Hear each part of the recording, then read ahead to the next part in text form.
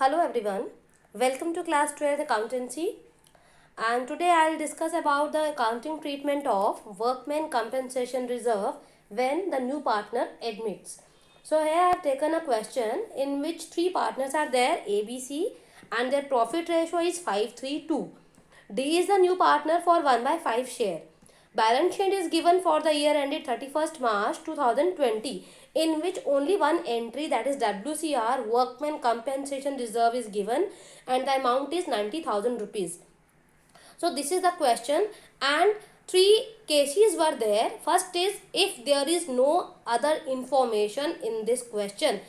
इस क्वेश्चन में कोई और इन्फॉर्मेशन नहीं दी है WCR के बारे में, बस इतना ही बताया है बैलेंस शीट में WCR है और उसकी वैल्यू 90,000 है. Then what you have to show, how you will show the accounting treatment of WCR. हम WCR की अकाउंटिंग ट्रीटमेंट कैसे दिखाएंगे अगर क्वेश्चन में ऐसा दिया है तो उसके लिए आप क्या करेंगे, आप जर्नल एंट्री का फॉर्मेट बनाएंगे and you will divide the amount of this WCR between all the old partners.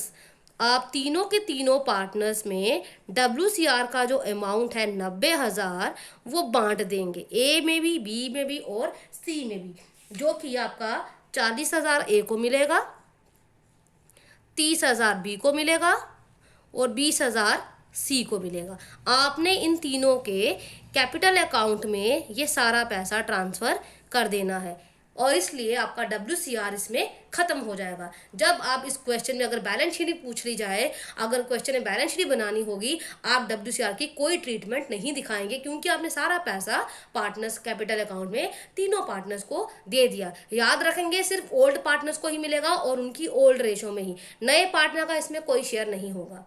Now if the second case is given, अगर दूसरा केस क्वेश्चन में दिया है कि WCR की जो वैल्यू है वो सिर्फ 45,000 ही दिखानी है, कि जो क्लेम है WCR बेसिकली होता क्या है, वर्कमैन कंपेंसेशन रिजर्व. कभी कभार कोई दुर्घटना हो जाती है वर्कर्स के साथ तो कंपेंसेशन देना पड़ता है वर्कर्स को, तो मैनेजमेंट उसके लिए पहले से खुद को तैयार करती है, पहले से कुछ पैसा इस तिजोरी में संभाल के रखती है, जिस तिजोरी का नाम क्या है, WCR. मान लो ये एक तिजोरी है जिसका नाम है WCR, जिसमें आपने 90,000 रुपये रखे हैं. मैनेजमेंट को लगता है कि कोई फ़ायदा नहीं है इतना पैसा इसमें रखने के लिए, तो हम क्या करते हैं, इस बार इसमें 45,000 रुपये ही रखते हैं, बाकी जो 45,000 है वो हम पार्टनर्स को बांट देंगे. अब दूसरे केस में आप क्या ट्रीटमेंट दिखाएंगे, जितना पैसा पार्टनर्स ने बांट देना है, से 45,000 पार्टनर्स बांट देगी, किनको, अगेन A को, B को और C को. कितना बांटा है, 45,000 बांटा है. 45,000 में A को कितना मिल गया, 20,000 A को मिला,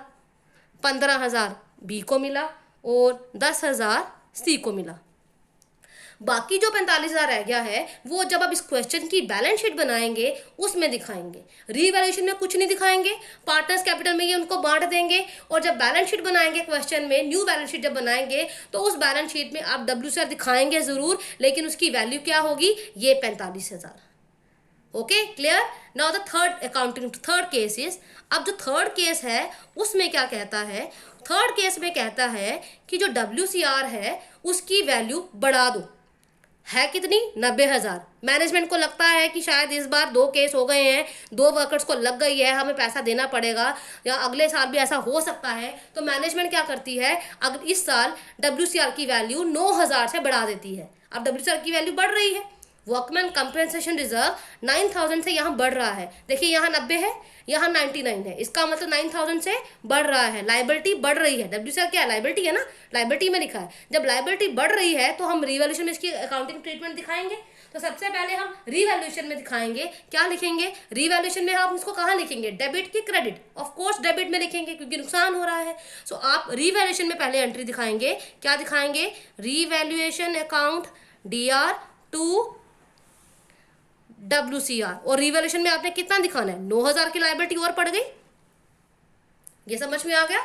उसके बाद आप जब बैलेंस शीट बनाएंगे इस क्वेश्चन में, आप WCR 90,000 नहीं दिखाएंगे, 45,000 भी नहीं दिखाएंगे, आप WCR बैलेंस शीट में लाइबिलिटी साइड 99,000 दिखाएंगे। पार्टनर्स कैपिटल में कुछ नहीं आएगा, रीवैल्यूएशन में सिर्फ 9,000 आपका आ जाएगा, और बैलेंस शीट जब आप बनाएंगे तो उसमें आप दिखाएंगे 99,000, क्योंकि मैनेजमेंट को लगता है इस बार WCR का जो अमाउंट है वो बढ़ा देना चाहिए, क्योंकि पिछले साल बहुत सारे ऐसे केसेस हो गए थे जिसमें हमें वर्कर्स को कंपेंसेशन देना पड़ेगा। So this is all about your WCR। फिर आप ये रीवैल्यूएशन में जो भी प्रॉफिट लॉस आएगा उसको बांट लेंगे, but this is the accounting treatment of WCR। In all the 3 cases आपको किस तरह से WCR की अकाउंटिंग ट्रीटमेंट बतानी है वो इन तीनों केसेस में आपको मैंने बता दिया। Thank you.